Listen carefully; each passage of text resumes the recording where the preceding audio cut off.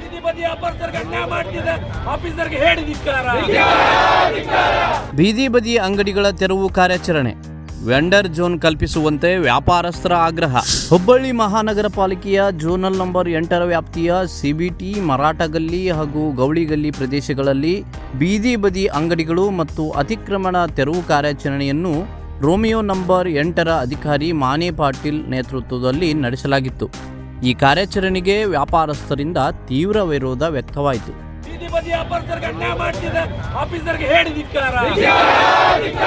ರಸ್ತೆ ಬದಿ ಹಾಗೂ ಮನೆಗಳ ಮುಂಭಾಗದಲ್ಲಿ ಇಡಲಾಗಿದ್ದ ಅಂಗಡಿಗಳು ಮತ್ತು ಶೆಡ್ಗಳನ್ನು ತೆರವುಗೊಳಿಸುವಂತೆ ಸುಮಾರು 1 ತಿಂಗಳ ಹಿಂದೆಯೇ ಸೂಚನೆ ನೀಡಲಾಗಿತ್ತು.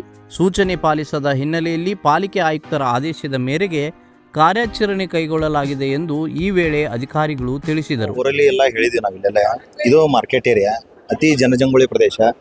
ಎಲ್ಲ ಈ ರಸ್ತೆ ಮೇಲೆಲ್ಲ ಇವರು ಇಂಥ ಗಾಡಿಗಳನ್ನೆಲ್ಲ ಇಟ್ಕೊಂಡು ಜನಸಂಚಾರಕ್ಕೆ ತುಂಬ ತೊಂದರೆ ಆಗಿತ್ತು. ಹಲವಾರು ಕಂಪ್ಲೇಂಟ್ಗಳು ಬಂದಿದ್ದಾವೆ. ನಾವು ಹಲವಾರು ಬಾರಿ ಇವ್ರಿಗೆ ಮೌಖಿಕವಾಗಿ ಹೇಳಿದ್ವಿ, ನೀವೆಲ್ಲ ಗಾಡಿಗಳನ್ನ ತಕ್ಕೋರಿ, ಜನಸಂಚಾರಕ್ಕೆ ಒಂದು ಸ್ವಲ್ಪ ಸುಗಮ ಮಾಡಿರಿ ಅಂತ. ಯಾರೂ ಇಲ್ಲ. ಇವತ್ತು ನಾವು ಎಲ್ಲ 12 ಕಚೇರಿ ಎಲ್ಲ ವಲಯ ಕಚೇರಿಯಲ್ಲೂ ನಾವು ಸಹಿತ ಈ ತೆರವು ಕಾರ್ಯಾಚರಣೆ ಮಾಡ್ತಾ ಇದ್ದೀವಿ. ನಾವು ಎಲ್ಲ ನಮ್ಮ ವಲಯ ಕಚೇರಿ 8ರ ವ್ಯಾಪ್ತಿಯಲ್ಲಿರೋದು ಎಲ್ಲ ಈ ರಸ್ತೆಗಳು ಇರ್ತಂತ ಎಲ್ಲ ಗಾಡಿಗಳನ್ನ ನಾನು ರಿಮೂವ್ ಮಾಡಿದ್ವಿ.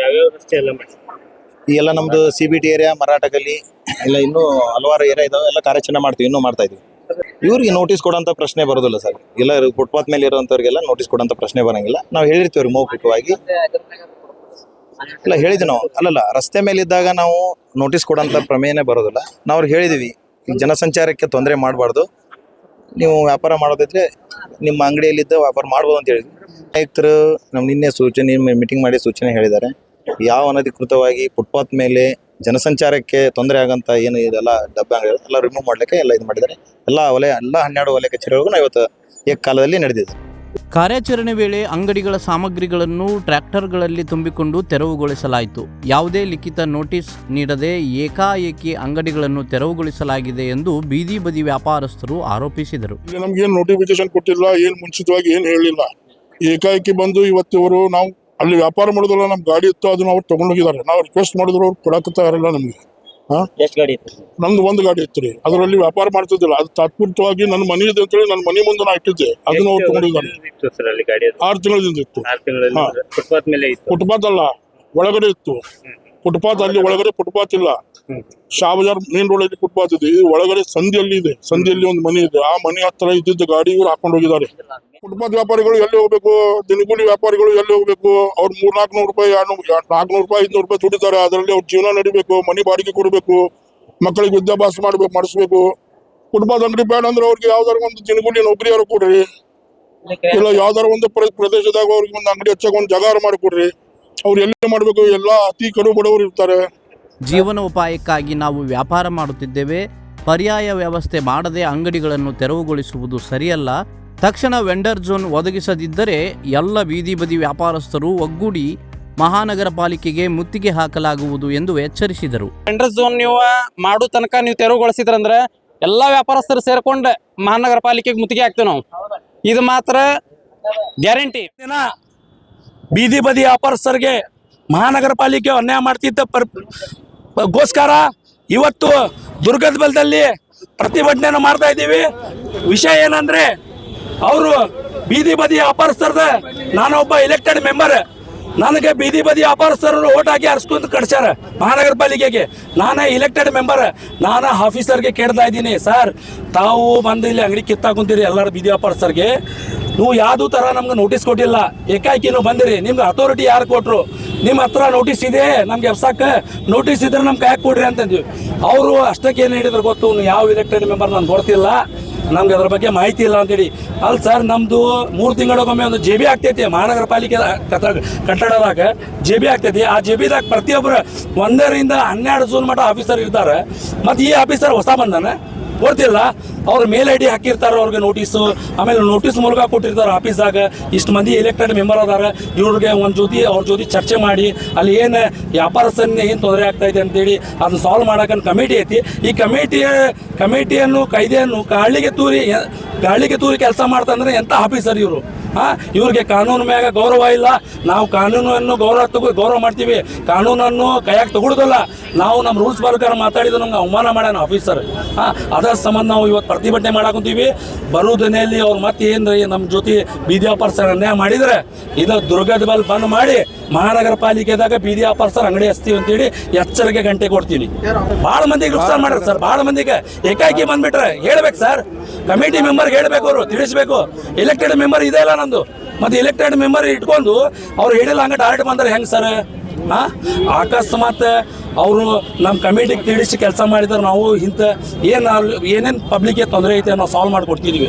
ಅವ್ರು ಏಕಾಏಕಿ ಬಂದು ಮನ್ಸಿಗೆ ಬಂದಾಗ ದುನಿಯಾ ನುಕ್ಸಾನ ಮಾಡ್ಯಾರ ವ್ಯಾಪಾರಸ್ಥರದ, ಇನ್ನೂ ನುಕ್ಸಾನ ಮಾಡ್ತಾ ಇದ್ದಾರೆ. ನಾವು ಹೇಳಿದ್ರೆ ಗೌರವ ಕೊಡ್ದಲ್ಲ. ನಾವು ಕಮಿಷನರ್ಗೆ ಅವ್ರು ಹೇಳಿದ್ದೀವಿ, ಮಹಾನಗರ ಪಾಲಿಕೆ ಕಮಿಷನರ್ಗೆ ಮಾತಾಡ್ರಿ, ನಮ್ಮ ಎಲೆಕ್ಟೆಡ್ ಬಾಡಿ ಐತಿ, ನಮ್ಮ ಮೆಂಬರ್ ಐತಿ ನಾನು ಅಂತ ಹೇಳಿದ್ರೆ, ನೀವು ಕಮಿಷನರ್ ನಾ ಯಾಕೆ ಮಾತಾಡಲಿ ಅಂತ ಮಾತಾಡ್ತಾರೆ ಆಫೀಸರ್. ಮಾತಾಡೋದು ಗೌರವ, ಇದು ಸರಿಯಾಗಿ ಮಾತಾಡ್ಬೇಕು, ರೆಸ್ಪೆಕ್ಟ್ ಕೊಟ್ಟು ಮಾತಾಡಬೇಕು.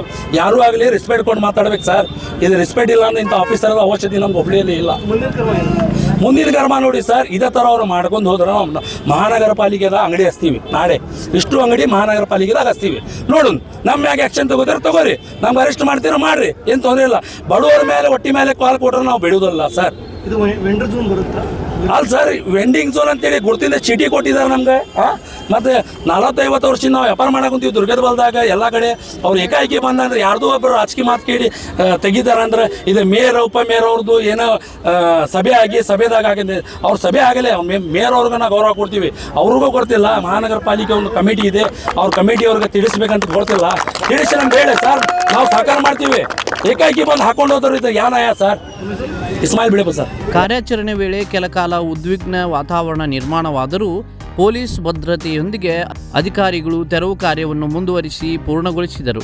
ಇದರಿಂದ ಬೀದಿ ಬದಿ ವ್ಯಾಪಾರಸ್ಥರಲ್ಲಿ ಆತಂಕ ಮತ್ತು ಅಸಮಾಧಾನ ಉಂಟಾಗಿದ್ದು ಕಂಡುಬಂತು. 2017-18 ನಂತರ ಎಲ್ಲ ವ್ಯಾಪಾರಸ್ಥರಿಗೆ ಬೀದಿ ವ್ಯಾಪಾರಸ್ಥರ ಲೈಸೆನ್ಸ್ ಕೊಟ್ಟಿದ್ದಾರೆ. ಅದರ ಸದುಪಯೋಗ ಪಡಿಸ್ಕೋಬೇಕಂತ ನಾವೆಲ್ಲ ಅವ್ರಿಗೆ ಮನವಿ ಮಾಡಿದ್ವಿ. ನಮಗೆಲ್ಲರ ಒಂದು ವೆಂಡರ್ಸ್ ಝೋನ್ ಅಂದ್ರೆ ವ್ಯಾಪಾರಸ್ಥರಿಗೆ ಇಂಥ ಸ್ಥಳ ಅಂತೇಳಿ ಮಾಡಿಕೊಟ್ರೆ ಮಹಾನಗರ ಪಾಲಿಕೆಯಿಂದ ಅನುಕೂಲ ಆಕೈತೆ ಅಂತೇಳಿ ನಾವು ಸಾಕಷ್ಟು ಬಾರಿ ನಮ್ಮ ಬೀದಿ ವ್ಯಾಪಾರಸ್ಥರ ಅಧ್ಯಕ್ಷರ ಮೂಲಕ ಮಹಾನಗರ ಪಾಲಿಕೆಗೆ ತೆರಳಿ ಮನವಿ ಕೊಟ್ಟಿದ್ದೀವಿ. ಯಾರೂ ಅದಕ್ಕೆ ಸ್ಪಂದನೆ ಇಲ್ಲ. ತಮ್ಮ ರಾಜಕೀಯ ಹಿತಾಸಕ್ತಿಗಾಗಿ ಇಲ್ಲಿ ಎಲ್ಲ ಜನರಿಗೆಲ್ಲ ಏನು ಮಾಡ್ತಾ ಇದ್ದಾರೆ ಅಂದರೆ ದುಡ್ಕೊಂಡು ತಿನ್ನೋಕೆ ಅವಕಾಶ ಕೊಡ್ತಾ ಇಲ್ಲ. ಈಗ ನಾವು ಎಲ್ಲರದ್ದು ಒಂದೇ ವ್ಯಾಪಾರಸ್ಥರದ ಉದ್ದೇಶ ಏನಂದ್ರೆ, ಇಲ್ಲಿಂದ ನಮಗೆ ತೆರವುಗೊಳಿಸ್ರಿ, ನಾವು ಇಲ್ಲಿಂದ ತೆರವುಗೊಳ್ತೀವಿ, ಆದ್ರೆ ನಮಗೊಂದು ಫಸ್ಟ್ ಸ್ಥಳ ನಿಗದಿ ಮಾಡಿರಿ. ನಮಗೆ ಲೈಸೆನ್ಸ್ ಕೊಟ್ಟಿದ್ದು ಎದಕ್ಕೆ?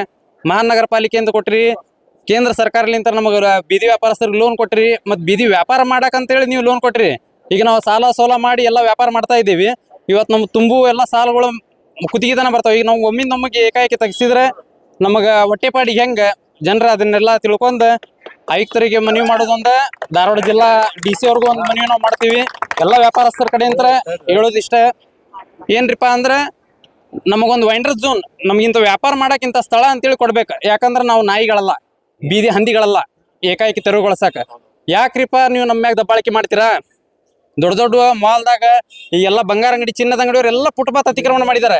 ಯಾರು ಕೇಳೋರಿದ್ದೀರಿ? ಮಹಾನಗರ ಪಾಲಿಕೆ ಅವರು ಬೀದಿ ಬದಿ ವ್ಯಾಪಾರಸ್ಥರ ಹೊಟ್ಟೆ ಮೇಲೆ ಕಾಲು ಕೊಟ್ಟು ಹೇಳಿದಿಕ್ಕಾರ.